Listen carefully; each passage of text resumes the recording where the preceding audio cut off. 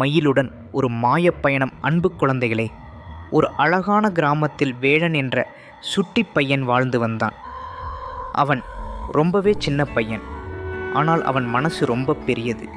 அவன் கிராமத்தைச் சுற்றியுள்ள காடுகளையும் மரங்களையும் பறவைகளையும் ரொம்பவே நேசித்தான். தினமும் மாலையில் வேழன் காட்டின் விளிம்பில் அமர்ந்து பறவைகளின் இசையையும் மரங்களின் சலசலப்பையும் கேட்பது வழக்கம். ஒரு நாள் வேழன் அங்கே அமர்ந்திருக்கும்போது ஒரு அழகான மயில் அவன் அருகில் வந்தது. அந்த மயில் சாதாரண மயில் அல்ல, அது ரொம்பவே தைரியமான மயில்.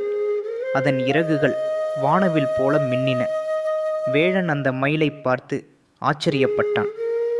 மெதுவாக அந்த மயில் வேழன் அருகில் வந்து தன் அழகான தலையை அசைத்தது. அன்று முதல் வேழனும் அந்த தைரியமான மயிலும் நல்ல நண்பர்களாக மாறினர்.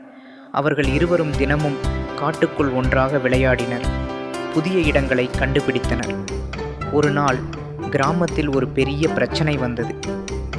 காட்டில் ஒரு குறும்புக்கார காட்டுச் சிங்கம் இருந்தது. அது கிராமத்து மக்களுக்கு நிறைய தொந்தரவு கொடுத்தது.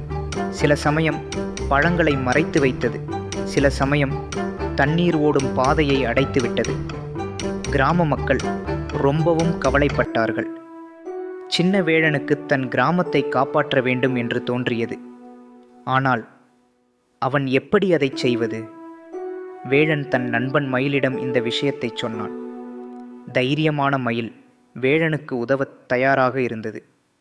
அவர்கள் இருவரும் சேர்ந்து அந்த குறும்புக்கார காட்டுச் சிங்கத்தை கண்டுபிடிக்க ஒரு பயணத்தை தொடங்கினர். காடு முழுவதும் தேடினர். உயரமான மரங்களுக்கு மேலே பார்த்தனர். அடர்ந்த புதர்களுக்குள் நுழைந்தனர்.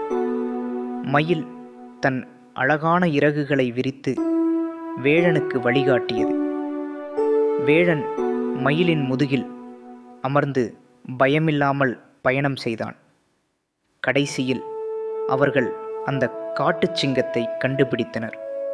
அது ஒரு பெரிய மரத்தின் அடியில் ஒளிந்திருந்தது. வேழன் பயப்படாமல் அந்த காட்டுச் சிங்கத்திடம் மெதுவாக பேசினான். ஏன் இப்படி குறும்பு செய்கிறாய்? கிராம மக்களுக்கு நீ தொந்தரவு கொடுப்பது சரியல்ல என்று கூறினான்.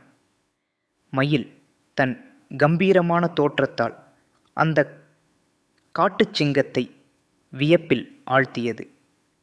வேழனின் அன்பான பேச்சையும் மயிலின் கம்பீரத்தையும் பார்த்த அந்த காட்டுச் சிங்கம் தான் செய்த தவறை உணர்ந்தது.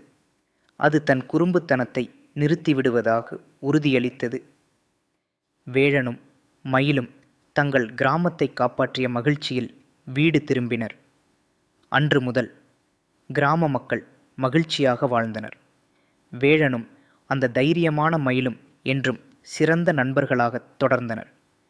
அன்பு குழந்தைகளே, இந்த கதை உங்களுக்கு பிடித்திருக்கும் என்று நம்புகிறேன். இனிய கனவுகள் காணுங்கள்.